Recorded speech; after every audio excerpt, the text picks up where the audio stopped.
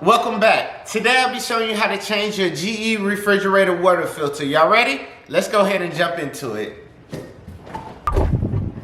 Now let's go ahead and change the water filter. Alright, so you want to turn it counterclockwise. And then release down. And it should come out. Grab your new filter. You see this arrow? You want to match it up with the arrow that's right here pointing down. Alright, this is going to be a little tricky, but basically once you match it up with the hose inside, you want to push it up, and once it connects, you'll notice it'll click a little bit, and then you just want to turn it to the right or clockwise, and then you're all set. Alright, now that we changed the water filter, what I like to do is take a big old cup and go ahead and start running the filtered water through.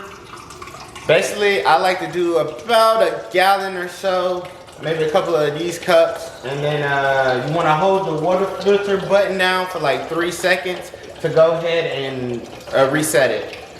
Alright, thank y'all for watching.